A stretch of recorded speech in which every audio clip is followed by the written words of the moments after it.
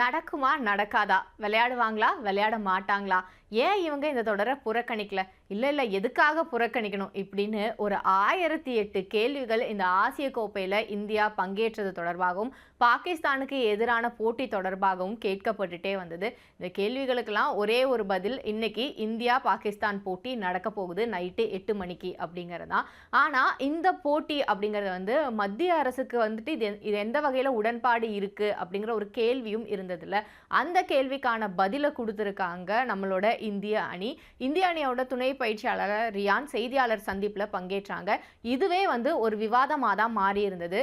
ஏன்னா வழக்கமா வந்துட்டு செய்தியாளர் சந்திப்புல அணியோட கேப்டன் இல்லைன்னா அணியோட தலைமை பயிற்சியாளர் அப்படி இல்லைன்னா அணி சார்ந்த வீரர்கள் இவங்க யாரும் தான் பெரும்பாலும் கலந்துப்பாங்க.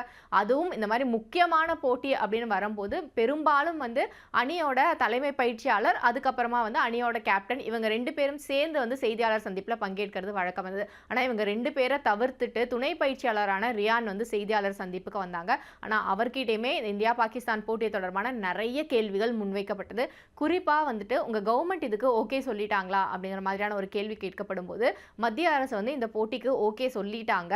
அதே சமயம் வந்து மக்களோட உணர்வுகள் எந்த வகையிலும் புண்பற்றக்கூடாது, அதற்கேற்ற மாதிரி தான் இந்திய அணி வந்து களத்துல செயல்படணும் அப்படிங்கிற மாதிரியான ஒரு அறிவுரையும் வழங்கியிருக்காங்கன்னு சொல்லியிருக்காரு. அது மட்டும் இல்லாம தலைமை பயிற்சியாளரான கௌதம் கம்பீரும் வந்து இந்திய அணி வீரர்களுக்கு ஒரு அறிவுரையை வழங்கி இருக்காங்க. அதாவது வெளியே நடக்கிற எல்லா விஷயங்களையும் வந்து விட்டு தள்ளுங்க. நீங்க இங்க வந்திருக்கிறது மேட்ச்ல ஜெயிக்கிறதுக்காக விளையாடுறதுக்காக, அதை மட்டும் வந்து ஃபோக்கஸ் பண்ணுங்க. அது மட்டும் தான் உங்களோட மைண்ட்ல இருக்கணும். மற்ற எதை பத்தியும் நீங்க வந்து கவலைப்பட்டுக்கவே வேண்டாம் அப்படிங்கிற மாதிரி வீரர்களுக்கு அறிவுறுத்தி இருக்காங்க அப்படின்னு அவர் சொல்லியிருக்காரு. இதை தாண்டி இன்னும் ஒரு முக்கிய அப்டேட்டையும் அவர் கொடுத்திருக்காரு. அது என்ன அப்படின்னு பார்த்தோம்னா இந்தியாவோட பிளேயிங் 11ல பெரும்பாலும் மாற்றம் இருக்காது அப்படிங்கிறது. இதை வச்சு நம்ம இன்னொரு அப்டேட்டை எடுத்துக்கிட்டோம் அப்படின்னா இதுல விளையாடி இருக்கிறதுல கிட்டத்தட்ட பாதிக்கு பாதி வீரர்கள் இது வரைக்கும் பார்த்தோம் அப்படின்னா பாகிஸ்தானுக்கு எதிராக T20 போட்டியில விளையாடினதே கிடையாது அப்படிங்கிறது ஒரு புள்ளி விவரம். அதே சமயம் இந்தியாவோட மொத்தமா இருக்கிற அந்த 15 பேர் கொண்ட ஸ்குவாடை எடுத்துக்கிட்டா கூட அதுல 9 வீரர்கள் இது வரைக்கும் பாகிஸ்தானுக்கு எதிரான T20 போட்டியில விளையாடினது இல்லை அப்படிங்கிறது நமக்கு தெரிய வருது. அதே மாதிரி இந்தியாவோட பிளேயிங் 11ல அந்த டாப் 5 எடுத்துக்கிட்டோம் அப்படின்னா அதுல கூட ஒரு 4 பேர் வந்து பாகிஸ்தானுக்கு எதிரான போட்டியில விளையாடினதே இல்லை அப்படிங்க. அப்படி வந்துட்டு ரொம்பவே இளம் அணி வீரர்கள் தான் வந்து இந்த தொடர்ல இடம் பெற்றிருக்காங்க. முதல்ல அந்த பாகிஸ்தானுக்கு எதிராக விளையாடாத வீரர்கள் யார் யாரு அப்படிங்கிறத நான் உங்களுக்கு சொல்லிடுறேன். இதுல முதல் வீரர் யாரு அப்படின்னு பார்த்தோம்னா இந்திய அணியோட துணை கேப்டனான சுப்மன் கில். இவர் இது வரைக்கும் வந்து T20ல பாகிஸ்தானுக்கு எதிராக விளையாடினதே இல்லை. அதே மாதிரி இவர் கூட ஓப்பனிங்ல இறங்கக்கூடிய அபிஷேக் சர்மாவும் வந்து பாகிஸ்தானுக்கு எதிராக விளையாடினது கிடையாது. அதற்கு அடுத்ததா பார்த்தோம் அப்படின்னா திலக் வர்மா, இவரும் வந்து விளையாடினது இல்லை. அதுக்கப்புறம் சஞ்சு சாம்சன். ஸோ டாப் 5 அப்படின்னு எடுத்துக்கிட்டோம்னா சூரியகுமார் யாதவ் மட்டும்தான் இது வரைக்கும் வந்து பாகிஸ்தானுக்கு எதிரான T20 போட்டியில விளையாடி இருக்காங்க. மீதி 4 பேருமே வந்து விளையாடினது கிடையாது.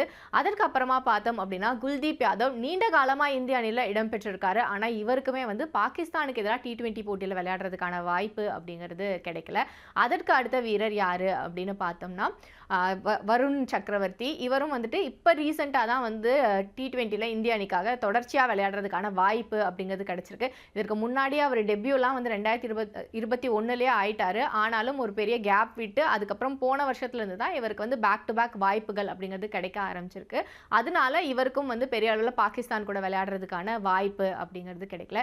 இதை தாண்டி இன்னும் சில வீரர்களும் இருக்காங்க. யார் யார் அப்படின்னு பார்த்தோம்னா ஹர்ஷித் ராணா, அதுக்கப்புறமா பார்த்தோம் அப்படின்னா ரிங்கு சிங், இவங்க எல்லாருமே வந்து பாகிஸ்தானுக்கு எதிராக இது வரைக்கும் விளையாடினது கிடையாது. இப்போ பாகிஸ்தானுக்கு எதிராக விளையாடின வீரர்கள் யார் யார் டீம்ல இருக்காங்க அப்படின்னு பார்த்தோம்னா இந்திய அணியோட கேப்டனான சூரியகுமார் யாதவ், அதற்கப்புறமா பார்த்தோம்னா ஹர்திக் பாண்டியா, அதுக்கப்புறம் பும்ரா, அதுக்கப்புறம் பார்த்தோம் அப்படின்னா அர்ஷ்தீப் சிங். ஏன்னா இவர் வந்து போன வருஷம் T20 உலகக்கோப்பையில் இந்திய அணியில் இடம்பெற்றிருந்தார்ல, அதனால இவர் விளையாடி இருக்காரு. அதே மாதிரி பார்த்தோம்னா சிவம் துபே வந்துட்டு விளையாடி இருக்காரு. ஸோ இந்த மாதிரி சில வீரர்கள் மட்டும்தான் வந்து இந்திய அணியில் வந்து பாகிஸ்தானுக்கு எதிராக விளையாடின வீரர்களாக இருக்காங்க.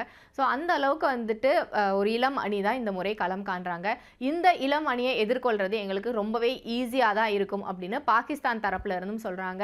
ஏன்னா உங்களுக்கு வந்து முதல் 2 விக்கெட்டுகளை எடுக்கிறீங்க அப்படின்னா வந்து அதற்கு அடுத்து வர வீரர்கள் எல்லாருமே வந்து ரொம்ப சீனியர்ஸா இருப்பாங்க இதற்கு முன்னாடி. குறிப்பா வந்து ஃபர்ஸ்ட் விக்கெட்டை எடுத்துட்டாலே வந்துட்டு விராட் கோலி உள்ள வந்துருவாரு. அதனால வந்துட்டு இன்னும் டீமுக்கு வந்து கஷ்டமான ஒரு சூழல் தான் இருக்கும் பாகிஸ்தானுக்கு. ஆனா இப்போ வந்து நம்ம அவ்வளோ பெருசா வந்து கவலைப்பட வேண்டியதே இல்ல. ஏன்னா நெறைய பேர் வந்துட்டு பாகிஸ்தானோட பந்து வீச்சை எதிர்கொள்ளாத வீரர்களா தான் இருக்காங்க. அதனால அவங்கள ஈஸியா தட்டி தூக்கிரலாம் அப்படிங்கிற மாதிரியான ஒரு கருத்தை வந்து பாகிஸ்தான் தரப்புல இருந்து சொல்லிட்டு இருக்காங்க. ஆனா பாகிஸ்தானோட டீமை எடுத்துக்கிட்டாலுமே கூட அவங்களும் வந்து பெரிய அளவுல இந்திய அணியை ஃபேஸ் பண்ணாத ஒரு டீமா தான் இருக்காங்க.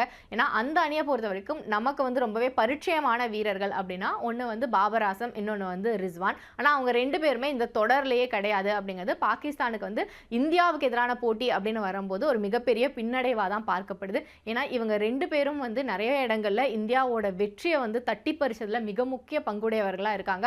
அதுவும் குறிப்பா வந்து முகமது ரிஸ்வான்லாம் வந்து இந்தியாவுக்கு எதிரான போட்டி அப்படின்னா கடைசி வரைக்கும் எப்படி ஜெயிக்கிறோம் தோக்குறோம் அப்படிங்கிறதெல்லாம் தாண்டி வந்துட்டு களத்துல நிச்சயமா நின்னே ஆகணும் அப்படின்னு ரொம்ப பிடிவாதமா இருக்கக்கூடிய ஒரு வீரர். அவரும் இந்த தொடர்ல இல்லை அப்படிங்கிறது பாகிஸ்தான் அணிக்கு ஒரு மிகப்பெரிய பின்னடைவா தான் பார்க்கப்படுது. அதே மாதிரி வந்துட்டு பந்து வீச்சாளர்கள் வரிசை அப்படிங்கும்போது அவங்க ஏற்கனவே சொன்ன மாதிரி நிஜமாவே நம்ம நிறைய பேரை வந்து ஃபேஸ் பண்ணது கிடையாது அப்படிங்கிறது ஒரு சின்ன டிராபேக்காக தான் இந்திய அணிக்கு வந்து பார்க்கப்படுது. இதை தாண்டி இந்த போட்டியை பொறுத்த வரைக்கும் பார்த்தோம் அப்படின்னா இந்தியாவுக்கு வந்து இதில் ஜெயிச்சாங்க அப்படின்னா அடுத்தது சுற்றுக்கு வந்து ஈஸியாக தகுதி பெற்றலாம் அப்படிங்கிற ஒரு சூழல் இருக்குது. அதை தாண்டி பாகிஸ்தானுக்கு எதிரான போட்டி அப்படிங்கும் போதே எல்லாரோட எதிர்பார்ப்பும் ஒன்றா தான் இருக்கும். அது நிச்சயமாக வெற்றி அப்படிங்கிறது மட்டுமா தான் இருக்கும். ஏன்னா இந்திய அணியை பொறுத்த வரைக்கும் வேற யார் கூட வந்து இந்த மாதிரி பெரிய டோர்னமெண்ட்டில் தோத்தாலும் வந்து பரவாயில்ல அடுத்த மேட்ச்சில் பார்த்துக்கலாம் அப்படின்னு ரசிகர்கள் சுலபமாக கடந்து போயிடுவாங்க. ஆனால் பாகிஸ்தானுக்கு எதிரான போட்டி அப்படின்னு வரும்போது நிச்சயமாக வெற்றி ஒன்று மட்டும்தான் ரிசல்ட்டாக இருக்கணும் அப்படிங்கிறதான் எதிர்பார்ப்பாக இருக்கும். அதுவும் வந்து ஒரு பெஹல்கம் தாக்குதலுக்கு அப்புறமா இவ்வளவு பொலிட்டிக்கல்ல சுச்சுவேஷனுக்கு நடுவில் வந்து இந்த போட்டி நடக்குது அப்படிங்கும்போது இதை வந்து நிச்சயமாக வந்துட்டு இந்தியா ஜெயிக்கணும் அப்படிங்கிற எதிர்பார்ப்பு அதிகமாகவே இருக்கு. இதை தாண்டி இந்த போட்டியை பற்றி பெரிய அளவில் எல்லாருமே சொல்கிற விஷயங்கள் என்ன அப்படின்னா இவ்வளவு கஷ்டப்பட்டு இந்தியா வந்து பாகிஸ்தானுக்கு எதிராக இந்த போட்டியில் விளையாடணுமா, இந்திய மக்களோட உணர்வுகளை புண்படுத்துகிறாங்க அப்படிங்கிற மாதிரி. குறிப்பாக வந்து இந்த பஹல்கம் அட்டாக்ல உயிரிழந்தவங்களோட குடும்பத்தினர் கூட வந்துட்டு நிச்சயமாக இந்திய அணி வந்து இந்த போட்டியை புறக்கணிச்சிருக்கணும் அப்படிங்கிற மாதிரியான கருத்துக்களை தான் வந்து சொல்லியிருந்தாங்க. யார் என்ன சொன்னாலும் திட்டமிட்டபடி இந்த போட்டி நடக்கும் அப்படிங்கிறது வந்து உறுதியாகியிருக்கு. அதை தாண்டி இந்த போட்டியை பொறுத்த வரைக்கும் இந்திய அணி மேலே இருக்கிற எதிர்பார்ப்பு அப்படிங்கிறதுமே வந்து பல மடங்கு இருக்குது. அதுவும் குறிப்பாக சொல்லணும் அப்படின்னா முதல் போட்டியில் வந்து இந்திய அணியோட பேட்டிங் லைனப் வந்து நிறைய மாற்றங்கள் இருந்தது. ஆனால் அந்த லைனப் அப்படிங்கிறது வந்து ஒரு டெஸ்ட் பண்ணாத லைனப்பாக தான் இருக்குது. ஏன்னா ஒரே ஒரு விக்கெட்டை மட்டும்தான் இந்திய அணி இழந்திருந்தாங்க. வெறும் 58 ரன் டார்கெட் அப்படிங்கும்போது ஈஸியாக வந்துட்டு ஜெயிச்சிட்டாங்க. அதனால நிறைய வீரர்கள் ஒரு லாங் கேப்புக்கு அப்புறமா வேற T20 போட்டியில் விளையாடுறாங்க. கிட்டத்தட்ட வந்து ஒரு 200 நாட்களுக்கு அப்புறமா சர்வதேச T20ல விளையாடுறாங்க. அதுக்கு நடுவில் ஐபிஎல் போட்டிகள் எல்லாம் விளையாடி இருந்தா கூட இந்த சர்வதேச அரங்கில் ஒரு மிக முக்கியமான போட்டி, அதுவும் பாகிஸ்தானுக்கு எதிராக விளையாட போறாங்க அப்படிங்கும்போது இந்திய அணி வீரர்கள் என்ன பண்ண போறாங்க அப்படிங்கிறத வந்து பார்க்கறதுக்கு எல்லாருமே ஆவலோட இருக்காங்க. அதே சமயம் ஏற்கனவே வந்து நான் சொன்ன மாதிரி துணை பயிற்சியாளர் வந்து இந்தியாவோட பிளேயிங் 11ல மாற்றம் இருக்காது அப்படின்னு சொன்னதன் மூலமா நமக்கு உறுதியாகி இருக்கிற இன்னொரு விஷயம் என்ன அப்படின்னா ஹர்ஷ்தீப் சிங் இந்த போட்டியில் விளையாட மாட்டாரு அப்படிங்கிறது. ஏன்னா ஹர்ஷ்தீப் சிங் விளையாடல அப்படிங்கிறது வந்து ஒரு மிகப்பெரிய சாதனை வந்து அவர் நிகழ்த்த வேண்டியதற்கு ரொம்பவே பக்கத்தில் இருக்காரு. ஆனால் அந்த வாய்ப்பு இந்த முறையும் அவருக்கு தட்டி போகுதா அப்படிங்கிற ஒரு கேள்வியும் எழுந்திருக்கு. அது என்ன சாதனை அப்படின்னு பார்த்தோம்னா இது வரைக்கும் சர்வதேச T20 போட்டியில் அவர் வந்து 99 விக்கெட்டுகளை எடுத்திருக்காங்க. அந்த 100வது விக்கெட்டை எடுத்தாரு அப்படின்னா சர்வதேச T20ல 100 விக்கெட்டுகள் வீழ்த்தின முதல் இந்தியர் அப்படிங்கிற சாதனை மைல்கல்ல அவர் எட்டி பிடிக்க முடியும். அதற்கான வாய்ப்பு அவருக்கு இந்த ஆசிய கோப்பை முடியறதுக்குள்ள கிடைக்குமா அப்படிங்கிற ஒரு எதிர்பார்ப்பு இருக்கு. இதே சாதனைக்கு இன்னும் கிட்ட இருக்கிற 2 வீரர்களும் இந்திய அணியில இருக்காங்க. அவங்க யாரு அப்படின்னு பார்த்தோம்னா ஹர்திக் பாண்டியா, அதுக்கப்புறம் ஜஸ்பிரீத் பும்ரா. ஒருவேளை வந்து ஹர்ஷ்தீப் சிங்குக்கு வாய்ப்பு கிடைக்கல பிளேயிங் 11ல அப்படின்னா கூட இவங்க 2 பேரும் நிச்சயமா எல்லா மேட்ச்லயும் பிளேயிங் 11ல இருப்பாங்க. அதனால அவங்களாவது வந்து இந்த தொடர் முடியறதுக்குள்ள அந்த சாதனை மைல்கல்ல எட்டி பிடிப்பாங்களா அப்படிங்கிற ஒரு எதிர்பார்ப்பும் இந்த போட்டியில இருக்கு. இதை தாண்டி இந்திய அணியோட ஓப்பனிங் பேட்ஸ்மென்ஸ் என்ன பண்ண போறாங்க அப்படிங்கிறது. ஏன்னா ஐக்கிய அரபு அமீரகத்துக்கு எதிரான போட்டியில வந்து 2 பேருமே ரொம்ப நல்லா பெர்ஃபார்ம் பண்ணியிருந்தாங்க. சுப்மன் கில், அபிஷேக் சர்மா.